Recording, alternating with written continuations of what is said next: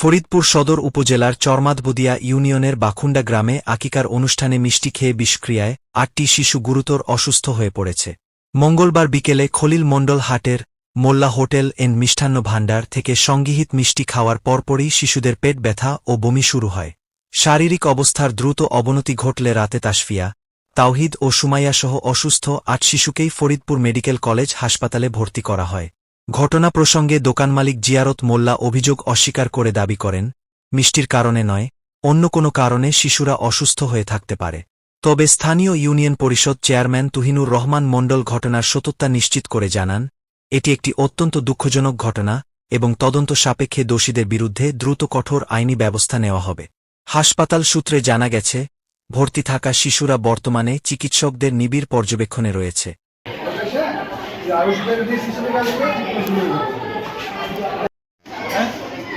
আচ্ছা, বাকিরা কই?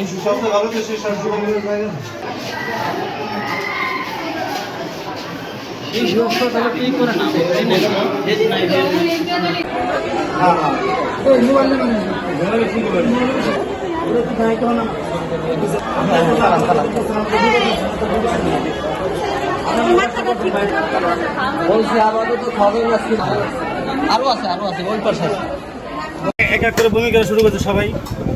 বুঝলাম যে খাবার তো সবাই খেয়েছে, সবাই তো হয় না, কিন্তু যারা যারা মিষ্টি খেয়েছে তাদেরই সমস্যা হয়েছে।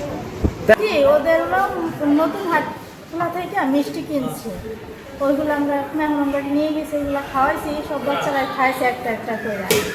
খাওয়ার পরে 1 ঘন্টা পর থেকে আমার মেয়ে বমি করছে।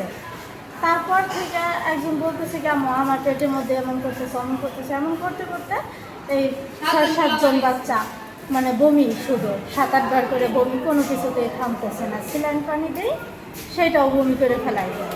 আমাদের বাসা অম্বিকাপুর, বাবার বাসা, আর শ্বশুর বাড়ি হলো আফজাল মন্ডল হাট মমিন। কাদের বাসায় ঘুরতে গিয়েছিলেন? গেছিলাম আমার যার বাসায়, আমার যার বাপের বাড়িতে। সেখানে আমার যার মেয়ে বাবু হয়েছে, ওর আবার আকিকা ছিল, এই জন্য গেছিলাম। মিষ্টি কিনে তো বিপদে পড়ে গেছেন তাহলে? হ্যাঁ, এই মিষ্টি খাওয়ার পর থেকেই এমন অবস্থা। আর তো কেউ খায় নাই মিষ্টি, আর তো এরকম কোনো সমস্যা হয় নাই কারোর। বাচ্চারা খাইছে না? বাচ্চারা খাইছে, তাদেরই এরকম হয়েছে। বাড়ি আকিকা ছিল আমার বোনের মেয়ের জন্য। তখন এই মিষ্টি আমার তাওই বাড়ি থেকে নিয়ে আসে, সেই মিষ্টির দুর্গন্ধ হয়। এই দুর্গন্ধ মিষ্টিগুলা বাচ্চারা খায় ফেলে, তার কারণে এই অনেক বমি হয় এবং গুরুতর অসুস্থ হতে পারে। আমি তুহিনুর রহমান মণ্ডল, চেয়ারম্যান চরমাদবদিয়া ইউনিয়ন পরিষদ।